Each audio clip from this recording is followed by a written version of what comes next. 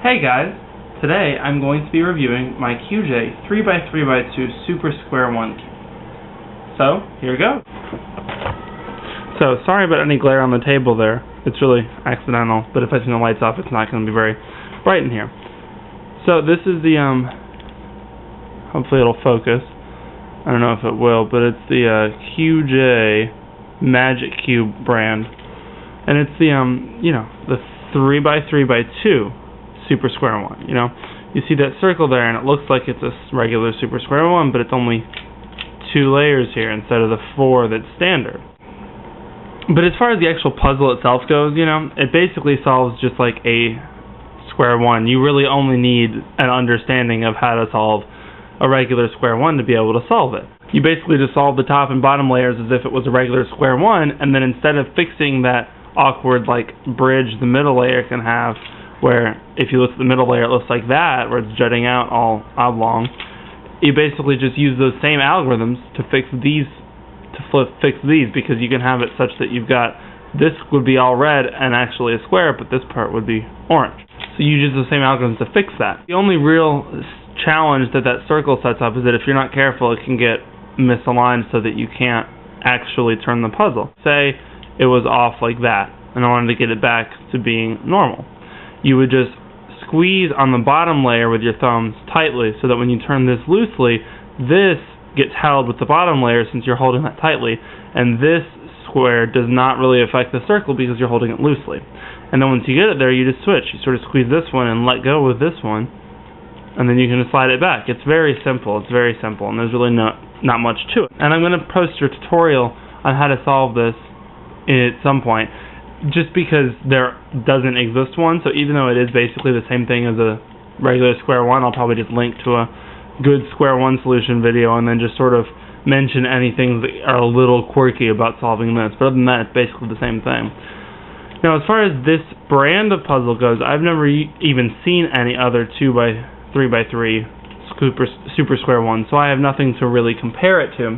But in general, the quality seems pretty nice. It turns pretty smoothly, and it doesn't take much to hold that center in place, so you can just sort of hold the bottom without even really trying and spin this, and it works out great, and then you can turn it. The one thing I will say is this turn seems to be really loose. Like turning it like this, it's really loose, and it doesn't want to stay in that spot. And so sometimes, especially when I tend to have trouble with this, when you're holding the top layer and trying to turn the bottom, sometimes I'll accidentally squeeze it out of alignment or whatever, and it won't turn because of that. If you do squeeze it out of alignment, you can sort of see how loose that puzzle is there. I mean, you can see right in there. So that's a little loose, and these turns are also a little loose, but they're not too bad. I'm going to show a disassembly video of this at some point to show you how it's held together, but it's actually pretty interesting. As far as the quality and the construction of this cube goes, it's pretty nicely made. It is a little loose, but it doesn't feel like it's going to fall apart loose. It just turns fast and is easy to turn loose. The stickers are really interesting. They've got this matte finish almost, like they have a texture to them. It's kind of interesting. I imagine it'd be sort of the same texture as on a textured tile or whatever. And the weirdest thing, they've got that QJ logo right there, but if you look really closely, on all of the red corners, you can see a QJ logo, or the letters QJ under the sticker. That's not printed on the sticker, I promise you guys. That is under the sticker, because you can feel it a little bit. It feels like there's a depression there. So it looks like there's a depressed QJ on those corner pieces, but for some reason it looks lighter. I'm not sure what's going on with that. But the sticker quality seems to be good. As you can see, none of them are really peeling at all. None of them have chipped, and they have pretty vibrant colors. It's definitely they're pretty solid. But yeah, I think they're really good. It's as far as sticker quality goes. They're very clear and they seem to be durable so far. But that's about all there is to say about this cube so far in the review. I'd give the stickers probably a 7 out of 10. They seem pretty good, and I'd give the construction and the quality of the cube probably 6.5 or a 7 out of 10. It's pretty decent. It's not perfect, but it's pretty decent. It's definitely a lot better than it could be. But all in all, this is an interesting puzzle. It doesn't really require any more knowledge or skill than the standard Square 1. it's easier to solve than the super square one. So yeah, I would recommend anyone to get this. I think it's a pretty decent puzzle. And at some point in the future, I'm going to be I'm going to be making a tutorial video, like I said, of how to solve it, even though it's pretty easy.